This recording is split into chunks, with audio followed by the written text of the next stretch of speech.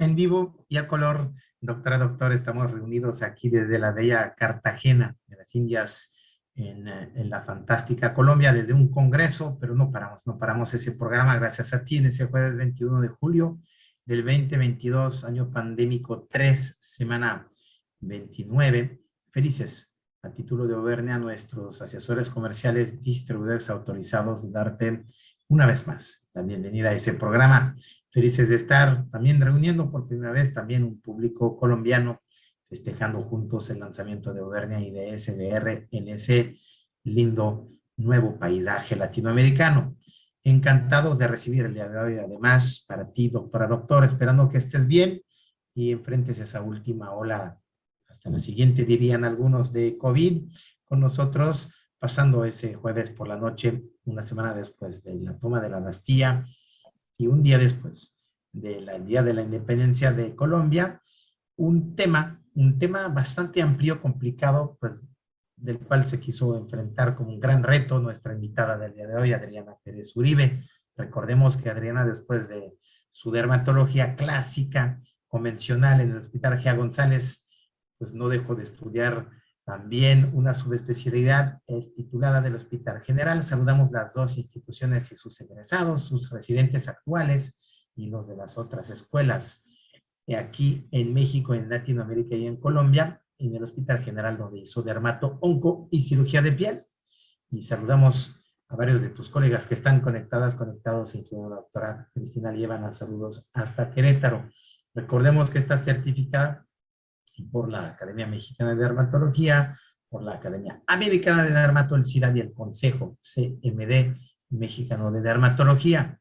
Trabajas como pues, médico de base en una institución pública, pero tienes desde hace más de 3 años una enorme y muy próspera clínica, muy integrativa, como las predican aquí tus colegas, que tratan de hacer pues una dermatología no solamente clínica, pero también estética, también oncológica, también funcional. Y pues desde la colonia Roma de la Ciudad de México, la doctora Pérez Uribe está ejerciendo con su staff y sus doctoras a cargo. Hoy nos ha preparado, no dejen de ver que su clínica dermatomédica-mx es alcanzable en Instagram. Nos preparó ese tema que decía de hiperkeratosis, ese gran mundo, esa caja de Pandora, que cuando se abre no sabemos por dónde, y agradezco mucho ese Himalaya de la dermatología que todavía has enfrentado y subido y ha resumido para nosotros el día de hoy. Adriana, gracias. Fisiopato, factores agravantes y su tratamiento y su abordaje es el tema de hoy. Bienvenida a ese programa, tu programa, Adriana. ¿Cómo estás esa noche? Hola, Manuel. ¿Todo bien acá en Ciudad de México? Y pues bueno, empecemos con el tema. Encantado, adelante.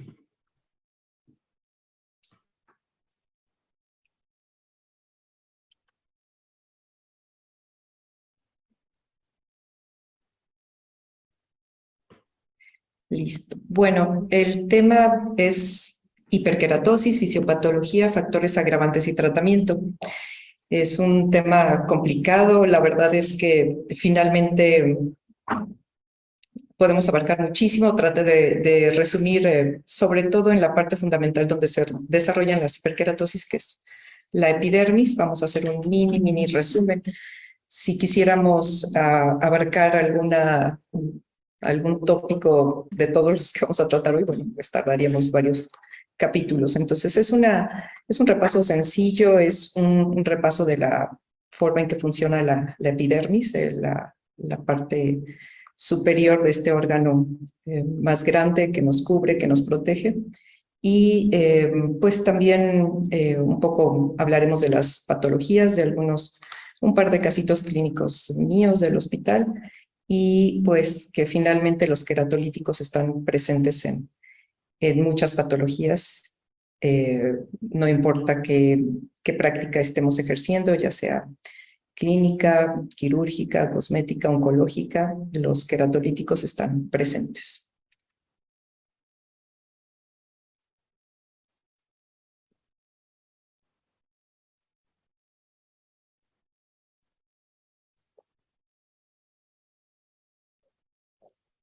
Perdón.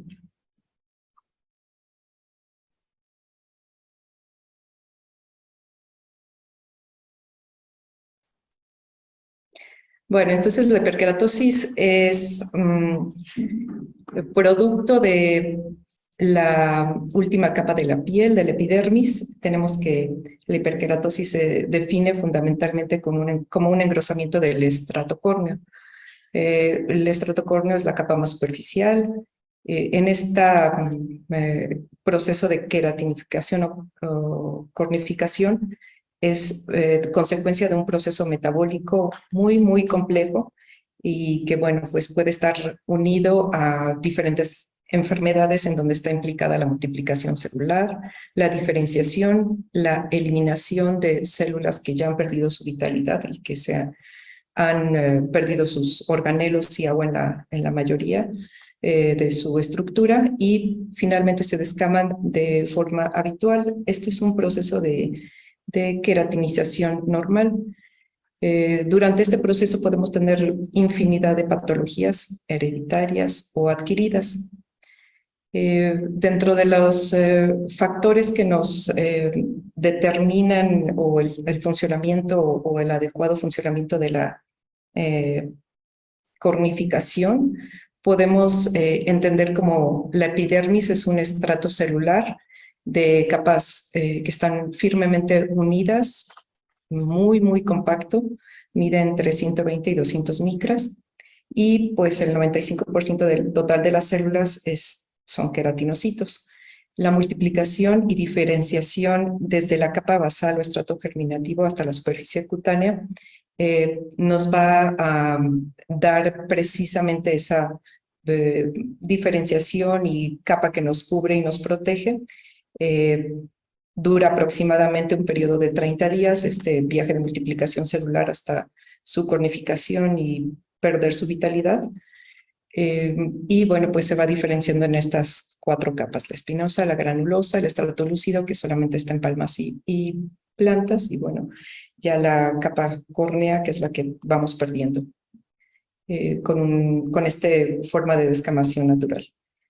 Tenemos la proteína fundamental, que es la queratina. Esta queratina está formando un citoesqueleto que precisamente nos da una estructura y nos ayuda a que esta capa celular prácticamente sea como unos ladrillos que están unidos firmemente y que permiten pues el paso de ciertas sustancias, pero también es una barrera para evitar que tengamos algún contacto dañino. Finalmente, toda esta interacción se resume como este grupo de células que van madurando, que están unidas firmemente y que se van reciclando continuamente. Esto nos da una capa elástica, cohesiva, impermeable y, bueno, es muy, muy compleja. Finalmente, los que nos dedicamos al órgano piel sabemos que la complejidad del órgano más grande del cuerpo humano, pues nos ocuparía muchos capítulos, desde estudiar la parte genética inmunitaria y pues el ambiente que finalmente el órgano piel, las vías respiratorias y las vías digestivas nos mantienen en contacto con el exterior. Finalmente nos da un equilibrio, una homeostasis entre el funcionamiento de órganos envueltos en esta estructura cutánea, todos nuestros órganos y sistemas, y lo que nos proporciona finalmente esta dureza y esta impermeabilidad con el ambiente, pues es la capa córnea, la capa que nos ocupa hoy. Dentro de las funciones epidérmicas está la protección, es una capa semipermeable y finalmente nos da es parte de nuestra supervivencia, pues este órgano que nos recubre.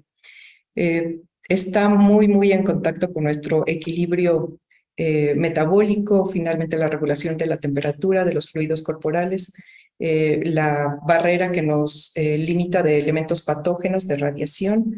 Finalmente es muy, muy amplio, es la cantidad de elementos a los que estamos expuestos de forma interna como externa, es realmente un órgano que tiene muchas capacidades y el equilibrio y la forma en que va avanzando desde la etapa neonatal hasta la etapa adulta, adulto mayor, va atravesando por cambios que nos ayudan a regular funciones internas y pues también sufre los efectos del exterior, por ejemplo, la radiación, el ambiente, la sequedad del clima, los climas cálidos o fríos. Con todo eso que vivimos día con día, la epidermis, nuestra capa final, nos protege y nos ayuda a lidiar con el exterior. Como ya comenté, la queratinización, desde el estrato basal hasta que la célula cornificada y desprovista de vitalidad se desprende de nosotros, son 30 días. La estructura primaria de la queratina, bueno, tiene todos estos elementos. Son elementos que se encuentran unidos químicamente en forma helicoidal. Y bueno, aquí están las proporciones de los elementos que la constituyen. La hiperkeratosis se define en lo común como una acumulación de queratina. Esta acumulación de queratina la podemos observar de forma histológica como un estrato córneo anormal, es decir, es una capa que está patológicamente gruesa. Histológicamente también podemos distinguir estas áreas de paraqueratosis, es decir, en la última capa, en la capa córnea, podemos ver algunos núcleos que todavía están aquí y que no pertenecen a este estrato. Y bueno, la ortoqueratosis compacta es este cúmulo de queratina que puede estar en conglomerados, ya sea localizados, diseminados o incluso generalizados. La pérdida transepidérmica de agua es una de las características fundamentales de esta hiperkeratosis. La inhibición de la descamación propicia que se haga gruesa esta capa de la piel y muy frecuentemente va unida a prurito y tal vez esta sensación de tirantez y pérdida de la elasticidad. Está muy relacionada con la disfunción de la barrera cutánea, es decir, estos elementos, grasa, sudor, líquidos, microorganismos, flora cutánea se ve alterada cuando estamos ante un problema de aumento en la capa córnea. Y bueno, finalmente siempre van implicadas las alteraciones en la proliferación celular. Muchas veces son alteraciones genéticas que se pueden detonar a la vida adulta por diferentes factores o bien estar presentes desde el nacimiento. Bueno, la otra parte del objetivo de esta plática son los factores agravantes.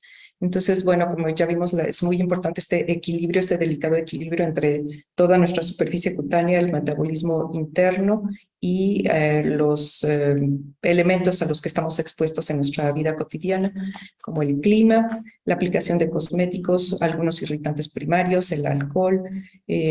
Muy frecuente, muchas personas piensan que aplicarse algún elemento, incluso alimentos, les gusta aplicarse en la piel y eso es cuestión diaria, ¿no? Lo vemos los dermatólogos a diario, que el órgano piel es el que está a mano, entonces todo el mundo sabe y todo el mundo se aplica las diferentes cosas que tiene a mano.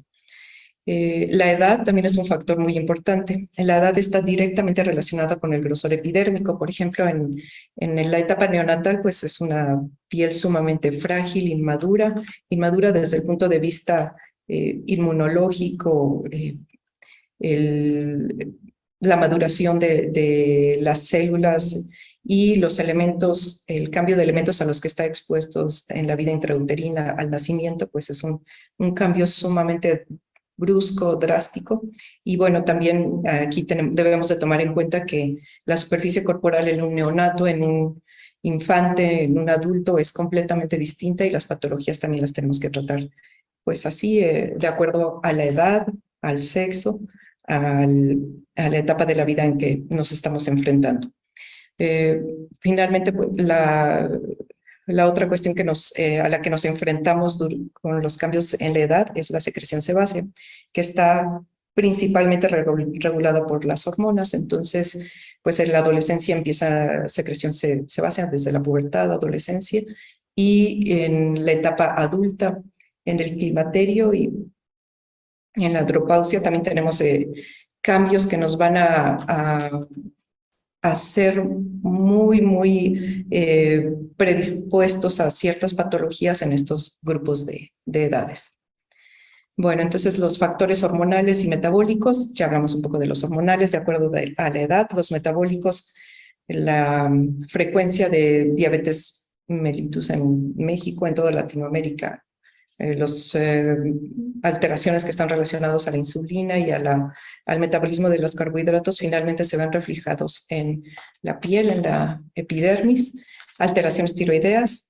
Y bueno, entonces, como contexto debemos de entender que la piel es el órgano más extenso. Estamos expuestos a diferentes ambientes internos y externos. Bueno, entonces, pasando ya a la hiperkeratosis como tal en el contexto clínico, el tratamiento es de acuerdo a la etiología. No puedo decir que vamos a hablar exactamente de alguna patología porque preferí enfocarlo a más bien todas las circunstancias que nos pueden llevar a una hiperkeratosis y que finalmente dependemos de, como siempre, una historia clínica dermatológica completa. Podemos echar mano, afortunadamente, de estudios complementarios como una biopsia, exámenes de laboratorio, incluso radiografías en el caso de las uñas, el estado de salud en general va a ser determinante para que nosotros podamos llegar a un adecuado diagnóstico y por lo tanto tratamiento. Las causas de hiperkeratosis más frecuentes, pues como les comentaba, es muy difícil englobar, ¿no? O hacer una clasificación, realmente no existe, ¿no? Muchas patologías cursan con hiperkeratosis. Empecemos con lo más básico, la cerosis, la sequedad cutánea pues tiende a ser una hiperkeratosis. Dentro de las enfermedades más comunes, la dermatitis atópica, psoriasis, líquen plano, después las infecciones y bueno, después podemos pensar en algunas entidades menos frecuentes como algunas ictiosis, las keratodermis palmoplantares. En fin, es un grupo amplio de patologías que pueden cursar con el cambio en el metabolismo, en la función de la epidermis. Este es un caso del hospital en donde quise ponerlo porque es una paciente de edad avanzada que aproximadamente hace 20 años tuvo un melanoma ungueal en el primer dedo. Le realizaron una amputación, afortunadamente sobrevivió. Y en esta imagen podemos ver que, bueno, aquí existe una placa hiperkeratósica, en estas partes se ve un aspecto oscuro. Cuando me la mandaron a mí los cirujanos oncólogos, ya le habían tomado una biopsia, de hecho, porque pensaron que tenía otro melanoma en la siguiente, pues sí, en la uña, en el segundo dedo. Y en realidad lo que tiene es un callo. Y yo le solicité radiografía, en fin, ya tenía una biopsia que tal vez, no sé, yo no se lo hubiera hecho en primera instancia. Entonces, bueno, ella llegó con todo completo, ¿no? Pero aquí lo que me pareció importante es, finalmente, este tipo de patologías con un queratolítico, con urea al 40%, pues mejoró mucho el aspecto. Y también debemos considerar la forma en que pisa, el calzado que usa, para que no esté en constante fricción esta parte. Por la ausencia del primer dedo, pues todo el peso y la fricción cae en el segundo dedo, entonces tenía tendencia a hacer esta placa queratósica o callosidad, que ha afectado a la uña, le ha provocado algo de distrofia, pero bueno, no pone en riesgo su vida y pues es algo relativamente sencillo, aunque el aspecto clínico pueda ser extraño o muy, para otros especialistas, incluso alarmante.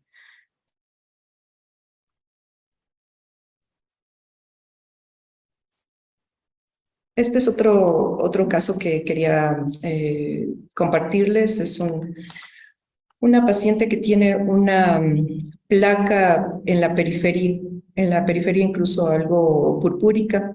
El aspecto clínico cuando llegó conmigo pues es así tal cual, una placa de aspecto incluso granulomatoso con áreas purpúricas en la periferia.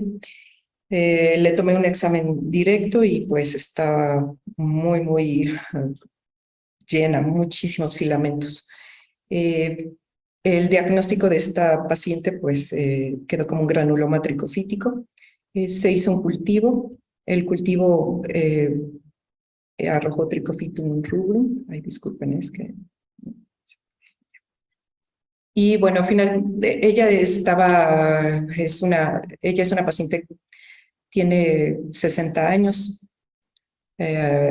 y tiene artritis reumatoide, está inmunosuprimida por diferentes motivos, ¿no? Entre medicamentos y la enfermedad por sí. Está con múltiples fármacos, inmunosupresores. También tenía la parasitación de las uñas. Este caso que quería comentárselos porque el granuloma tricofítico lo traté con itraconazol, pero el reumatólogo lo tuvo que suspender por intolerancia hepática. Pero bueno, finalmente la parasitación de las uñas estaba ahí, era la fuente principal de los dermatofitos, así es que tuvimos que terminar el tratamiento con una urea al 40, urea en presentación gel con un antimicótico tópico, y aquí podemos ver la evolución. Podemos pensar que en esta parte el itraconazol que tomó por más o menos un mes y medio funcionó, pero el resto del tratamiento más o menos estuvo otros 6 meses con los queratolíticos y antimicóticos tópicos y tuvo muy buena respuesta. Esto, claro, bajo oclusión. Entonces siempre los queratolíticos están presentes en diferentes patologías y son una herramienta terapéutica valiosa. Son elementos que utilizamos desde la antigüedad, están en diferentes presentaciones y podemos echar mano de ellos en muchas patologías. Bueno, entonces los queratolíticos clásicos, pues es el ácido salicílico y la urea. Voy a hablar un poquito más de la urea. El ácido salicílico lo podemos hacer en formulaciones y principalmente para la psoriasis, pues es el medicamento clásico. Sin embargo, la urea podemos utilizarla en una diversidad de patologías. Está presente en muchas formulaciones, en gel, crema, en lociones, y depende de la concentración, tiene diferentes efectos. Bueno, otros elementos u otras terapias que podemos utilizar es que van directamente hacia la proliferación epidérmica, como vimos los mecanismos de hiperkeratosis también pueden estar relacionados a esta proliferación epidérmica. Bueno, pues los más utilizados son los retinoides tópicos sistémicos y bueno, el ácido glicólico. Los emolientes también pueden ir unidos a estas formulaciones de urea o ácido salicílico como vehículos o como ya presentes en diferentes formulaciones que el paciente puede comprar, adquirir en la farmacia fácilmente sin tener que recurrir a una formulación.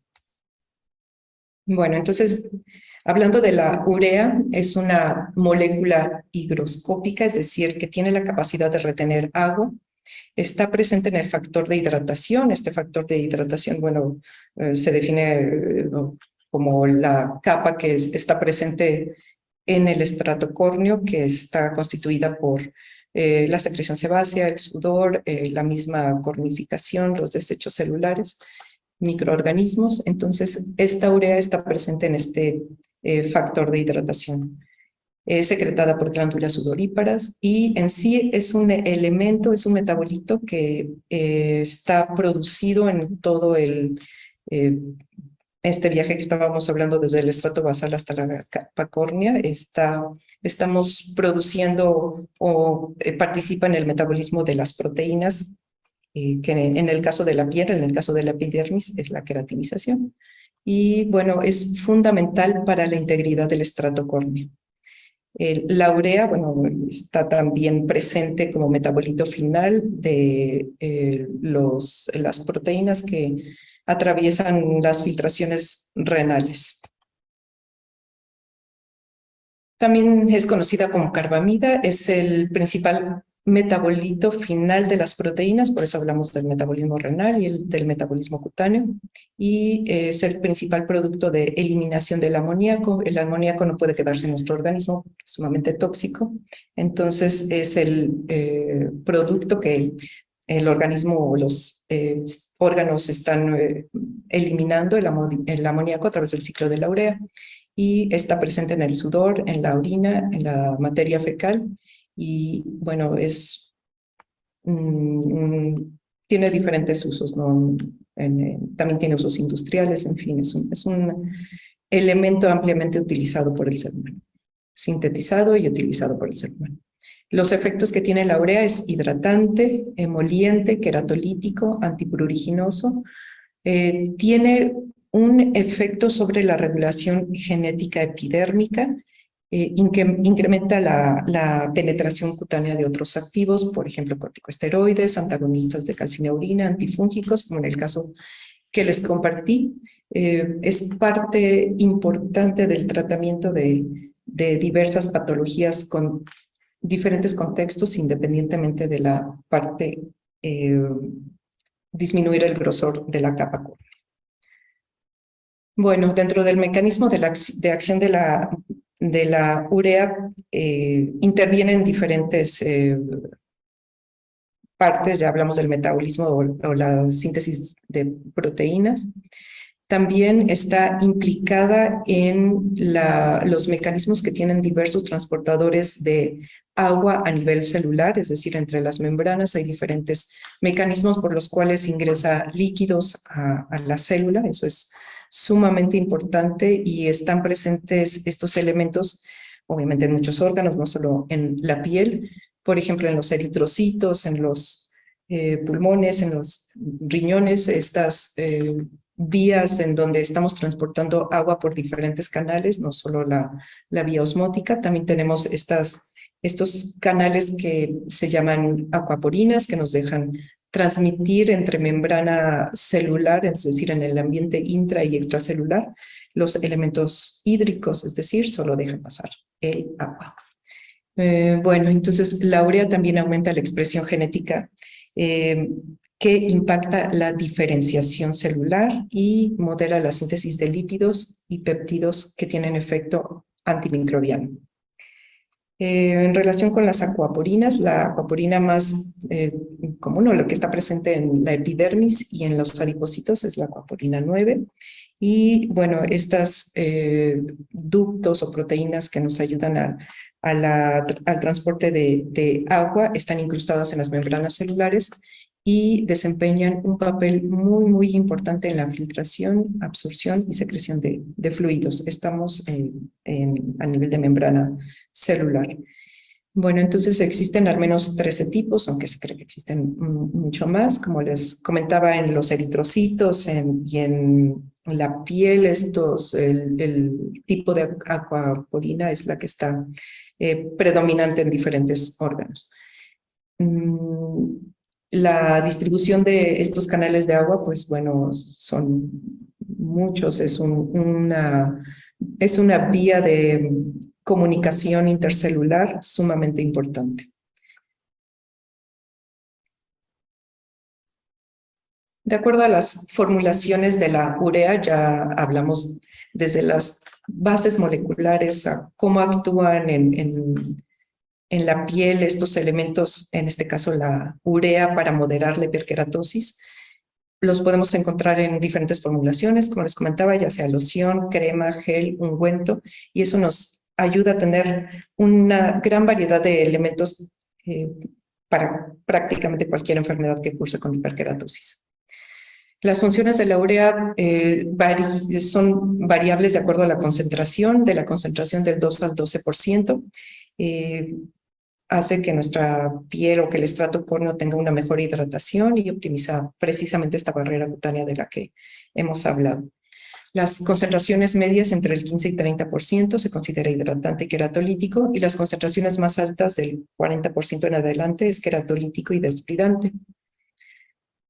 Hablando de las concentraciones bajas del 2 al 12%, como ya vimos todas estas capacidades o estos efectos que puede tener la urea en la epidermis, podemos aplicarla en estados de querosis. Ya hablamos de la edad, del diabetes, insuficiencia renal crónica. Son fundamentales para el tratamiento de de preservar un estrato córneo sano y que el paciente deje de sentir comezón y esa tirantes cutánea. Lo podemos utilizar también dentro de las fases de mantenimiento por ejemplo, después de que hemos tratado ictiosis con algún queratolítico más concentrado, la dermatitis atópica, las psoriasis en estas concentraciones pues nos puede ayudar a las fases de mantenimiento. Las concentraciones intermedias, estamos hablando del 30%, como ya comentamos, los estudios los estudios clínicos que abarcan estas concentraciones nos indican que podemos tratar hiperkeratosis difusas, la queratosis folicular adquirida, pseudoacanthosis nigricans, la dermatitis seborreica, incluso facial y de las áreas de piel más delgada y sensible, como regiones inguinales, siempre y cuando estemos con el vehículo apropiado y tal vez en compañía de otros factores emolientes, otros elementos emolientes. La concentración alta del 40 al 50% la podemos utilizar en los estados de hiperkeratosis, pues con mayor grosor, la psoriasis, callosidades, verrugas virales, queratodermia palmoplantar. Las queratodermias palmoplantares, bueno, también son una causa frecuente de consulta. Ya podemos hablar de las queratodermias que están presentes desde el nacimiento, o bien de la queratodermia climatérica, que es muy difícil. A veces los pacientes van de dermatólogo en dermatólogo porque la planta está muy gruesa, hay fisuras, hay dolor, y se debe al climaterio. Entonces, las queratodermias palmoplantares son frecuentes y si las tratamos con estas concentraciones de urea, son elementos que nos ayudan mucho en combinación, claro, como ya platicamos de todo el contexto del paciente. Líquen simple, bueno, parte de la dermatitis atópica en el estado de liquenificación ya más crónico, nos ayuda muchísimo. Y pues bueno, también en las uñas, como ya comentamos, hay pacientes que no podemos utilizar antimicóticos sistémicos, y la combinación de los queratolíticos en altas concentraciones, como la urea al 40 y 50%, más algún antimicótico tópico, con el esquema de oclusión, nos ayudan mucho a erradicar las tiñas. Bueno, las características de un hidratante ideal, ya pasamos por la fisiología, por la fisiopatología, ahora ya estando frente al paciente, ¿qué es lo que buscamos? Que tenga un hidratante, ¿qué características debe de tener de forma ideal? Pues bueno, ya hablamos desde el contexto de la fisiopatología, un medicamento que nos ayude a reducir la pérdida transpidérmica de agua, que nos ayude a restablecer la barrera cutánea, mejorar el prurito, tiene que ser hipoalergénico, tener pocos elementos contactantes, como ya hablamos de la dermatitis atópica, que es una de las dermatosis más frecuentes, y tenemos que lidiar con medicamentos, sustancias, cremas que tengan este poco nivel de alérgenos. Sin fragancias, la urea tiene un olor, se describe como desagradable, pero bueno, en este caso pues hay preparaciones que lo pueden camuflajear muy bien sin tener un aroma penetrante o que nos llegue a provocar una dermatitis por contacto. Que no sea comedogénico, que no sea irritante, que sea de fácil aplicación, y aquí hablábamos de las herramientas terapéuticas de la presentación en crema, gel, loción, todas estas herramientas que están disponibles para aplicarlo en las diferentes zonas anatómicas son fundamentales para que tengamos éxito en el tratamiento y el paciente se sienta cómodo y pueda venir nuevamente con nosotros ya con un control de la dermatosis. Que sea de rápida absorción, a nadie le gusta tener una crema que esté ahí grasosa, que esté manchando toda la ropa. También esto va ligado a la cosmética, y pues que tenga un costo razonable. Esas características podríamos decir que deberían de tener los hidratantes que utilizamos en diversas patologías. Bueno, hablamos ya mucho de la urea. Voy a hablar un poco del ácido salicílico, un poco porque, bueno, finalmente tenemos pues, No todos los dermatólogos tenemos acceso a mandar formulaciones con un químico a que nos la prepare, o las utilizamos no tanto en lo cotidiano, sino que preferimos tener lo que ya está preparado, lo que ya está a mano en todas las concentraciones que queremos. Entonces, tal vez el ácido salicílico, bueno, es muy importante, es un queratolítico que sigue vigente, que tiene sus indicaciones, que sigue totalmente en uso por diferentes motivos. Pero bueno, hablando de queratolíticos, lo mismo entre concentración del 2 al 6% tiene actividad queratolítica, las superiores al 20% se describe como un efecto incluso cáustico. Y en bajas concentraciones, digamos menos del 1%, actúa como queratoplástico, favoreciendo la correcta queratinización epidérmica. Es decir, también muchos cosméticos, muchos tratamientos que tienen ácido salicílico tienen un buen efecto queratoplástico, nos dan hidratación, nos dan una capa córnea homogénea, y también los podemos utilizar en diferentes concentraciones y vehículos. El ácido salicílico se usa muy extensamente, sobre todo para el acné, en los tratamientos que son, bueno, que los pacientes pueden adquirir en el mostrador, pero bueno, ya cuando acuden con el dermatólogo podemos indicar las concentraciones adecuadas. El mecanismo de acción del ácido salicílico es un ablandamiento del tejido córneo por disolución del cemento intercelular de la queratina, y aumenta la concentración local de agua por disminución del pH térmico.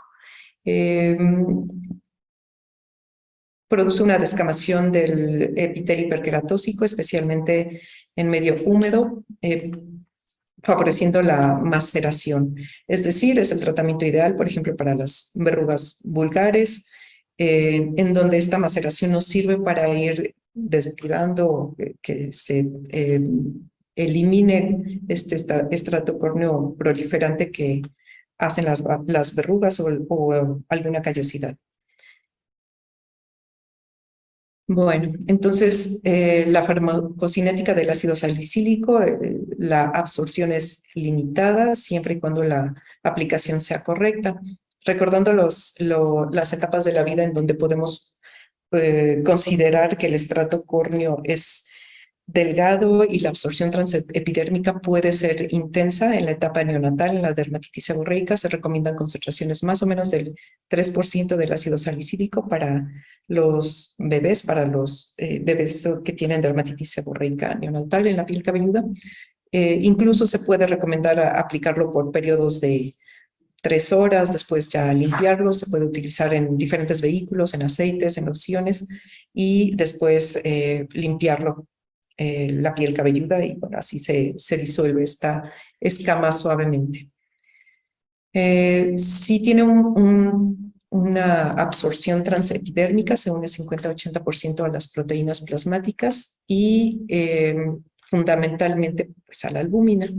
El metabolismo es, tras la aplicación tópica, se transforma en elementos glucoronados de aproximadamente 42%, y va desdoblándose o, digamos, conjugándose con glicina, y eso ocurre cuando eso también ocurre cuando lo ingerimos vía oral.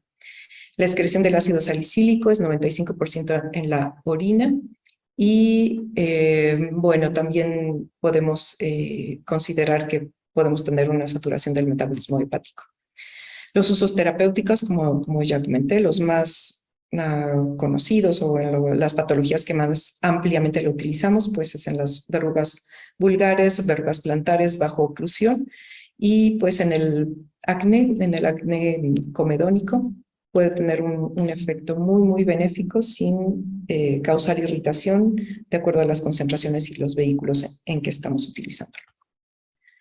Bueno, para terminar, unas breves conclusiones. La hiperkeratosis está presente en diferentes patologías, como ya vimos en muchas patologías que vemos en lo cotidiano.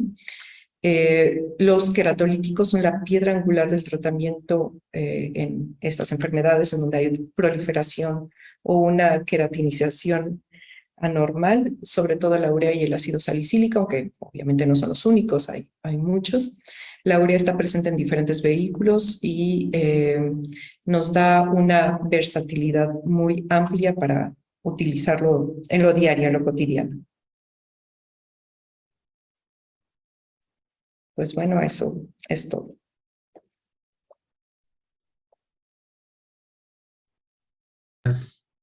Muchísimas gracias, doctora. La verdad, qué tema, qué maratón y a la vez qué aliento para poder enriquecernos. Agradecemos y saludamos a absolutamente todos tus colegas. Saludos, doctora Vila, saludos, doctora Cavazos. Mucha gente conectada. Nos están poniendo algunos un saludo y otros algunas preguntas que vamos a arrancar. Felicidades por parte de tu amiga Laura. Felicidades por la doctora Osorio. Felicidades en general y en particular algunos temas para ti respecto a algunos usos de productos. Por ejemplo, ¿considerarías el uso de alantoína en lugar del pantenol? ¿Harías un cambio ahí? De alantoína en lugar de pantenol. De panenol, perdón, del panenol. Es lo Pantenol, que yo creo que es. Sí, como sí, del pantenol, como habíamos, sí, la ortografía, correcto. Sí, como habíamos comentado, bueno, la combinación de los queratolíticos, queratoplásticos, lo podemos utilizar con diversas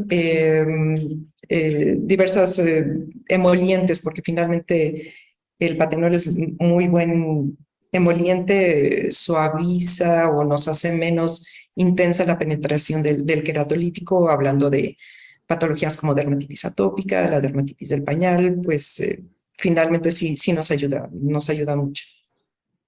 Muy bien. Nos pregunta tu colega doctora Lievana que recomiendas el manejo sistémico en queratosis pilar, por ejemplo. La pilaris generalizada en particular. Sí, se han utilizado retinoides vía oral a dosis bajas. Depende del paciente, ¿no? Pues sí hay pacientes que están desesperados, tienen un evento, se van a casar, en fin, y sí pueden llegar así como que desesperados, ¿no? Es que no quiero que se me vean los granitos de los brazos. Y pues bueno, si es una erupción generalizada, está en brazos, piernas, glúteos, pues sí se pueden utilizar retinoides a dosis bajas y también se puede hacer la combinación del tratamiento oral con el tratamiento tópico. También podemos hacer peelings de ácido salicílico en combinación con los retinoides vía oral. Los peelings, obviamente, pues en los brazos, en las áreas más visibles, y pues lo sacamos de ese apuro, ¿no? Como ya comentamos, no es que esto se detenga, se vaya, pero para algún evento, por algún periodo de tiempo que el paciente requiera ese cambio cosmético, lo podemos hacer. Preguntan qué porcentaje máximo se recomienda el uso del salicílico, del ácido salicílico en otras zonas del cuerpo que no sea la cara, el rostro. Ok, bueno, el ácido salicílico depende para qué lo estamos utilizando. 1 a 2% puede ser para el tratamiento de comedones, del acné. Concentración máxima, pues bueno, si ya estamos hablando del 5% del ácido salicílico, pues lo utilizamos más bien para la psoriasis entre el 3 y el 5%. Entonces es muy potente y también depende del vehículo y si tenemos factores oclusivos o no. Hablando de factores oclusivos, nos pregunta la doctora Valdés, la oclusión, ¿con qué la realizas? ¿Cómo quieres lograr la oclusión? Generalmente la hacemos con plástico para envolver alimentos. En este paciente o generalmente en las uñas, que es lo que terminamos ocluyendo, en las uñas utilizamos la indicación que generalmente hacemos es remover los restos de queratina que están ahí ya parcialmente desprendidos, aplicamos los medicamentos. Por ejemplo, el gel al 50% de urea es muy bueno para las uñas, el sería al 50%, junto con algún antimicótico tópico. No importa, los puede mezclar, los puede usar capa sobre capa. Y después lo sucrimos con plástico, lo sujetamos con un poquito de micropor y así se duerme. A la mañana siguiente lo retiramos. Siguiendo con esas fórmulas, nos felicita dermocirugía, no sé quién está ahí conectado, si es el doctor Neumann, una colega tuya, nos dirá. Tengo entendido, nos dice que hasta el 3% del salicílico es queratoplástico y del 4 en adelante es queratolítico. ¿Es una acepción que tú aceptas o Sí, desafias? claro, sí, es lo que está documentado entre el 1 y 2%, máximo 3%, como les comentaba para los bebés, la dermatitis seborreica de la piel cabelluda en los bebés es la concentración que nos ayuda a disolver las escamas sin llegar a una absorción transepidérmica o pues sí, algo más irritante en las pieles delgadas o sensibles. Después del 3% ya estamos utilizándolo en enfermedades con una queratosis más gruesa. No había leído hasta el final. Es el profesor Neumann, tu maestro, que está haciendo esa pregunta. Y dice, en formaciones para psoriasis, empezaste a contestar justo antes la cantidad máxima de salicílico que se puede usar con seguridad. Creo que ya lo contestaste en la pregunta anterior, ¿correcto? Sí, sí, realmente comenté un poquito de la absorción transepidérmica del ácido salicílico, que sí puede llegar a ser incluso neurotóxico, hablando de los bebés. Eh, pero las concentraciones muy altas las estamos utilizando en queratosis que las podemos medir hasta en milímetros, como en el caso de las verrugas plantares. Entonces, solamente en esos casos, bajo oclusión, lo utilizamos. Si no estamos en ese contexto de engrosamiento cutáneo, pues no debemos hacer alguna indicación. Muy bien. Si bien prevalece en ese caso el abordaje según cómo lleguen los pacientes, ¿notas tú un número diferente de pacientes según estacionalidad en cuanto a hiperkeratosis o no hay una correlación en cuanto a etapas del año o eventos climáticos? Sí, sí, claro. El clima de la Ciudad de México es sumamente seco, está seco la mayor parte del tiempo y pues ahora muy cálido. Entonces, esa sequedad repercute intensamente sobre todo en la dermatitis atópica. El clima seco, frío o demasiado cálido puede hacer, en los extremos pues, del clima puede hacer que el metabolismo cutáneo, el metabolismo epidérmico tenga cambios. Ya hablábamos de la barrera cutánea, el sudor, la secreción sebácea, todo eso puede verse afectado pues, por factores externos, incluyendo el clima. Muy bien. Muchísimas gracias. Eh, Ahora sí, la doctora Galván te felicita. Excelente charla, amiga. Qué buena oportunidad para retomar lo magistral, para individualizar los tratamientos cuando esté disponible.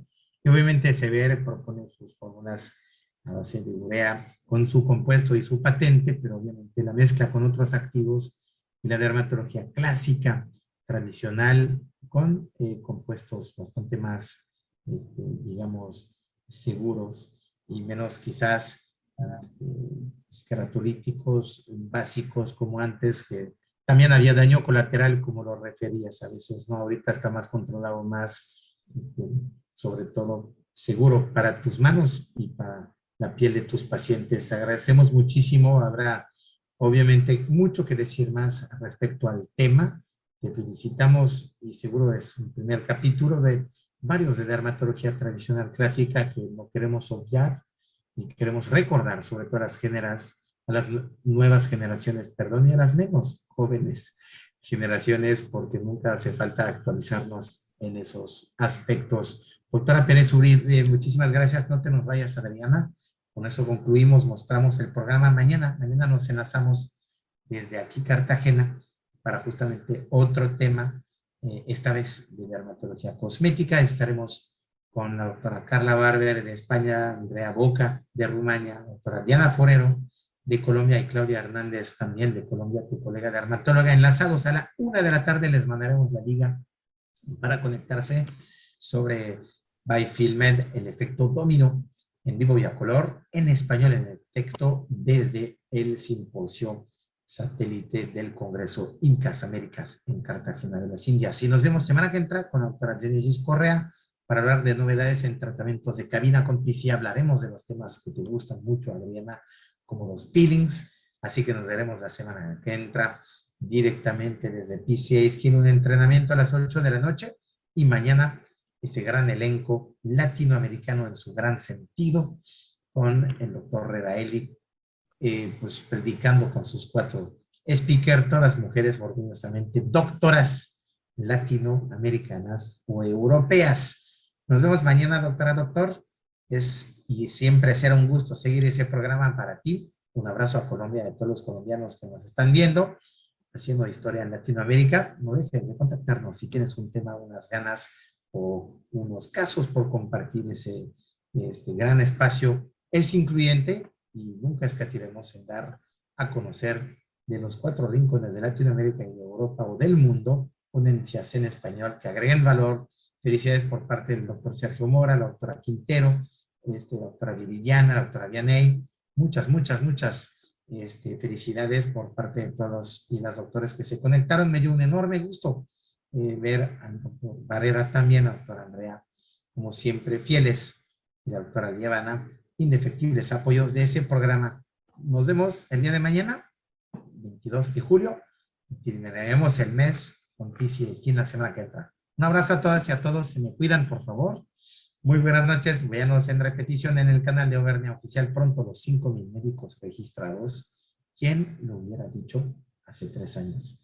Muchas gracias, los apreciamos, saludos y buen descanso, y a cuidarnos. No, ahí no hay que bajar la guardia, lo han visto cómo afecta la consulta, afecta la productividad de sus equipos y afecta la salud sencillamente en cuanto a una semana fuera, más la recuperación. Evitemos el COVID, vacunémonos, hagamos todo con Glisodin y muchos otros tips para no infectarnos.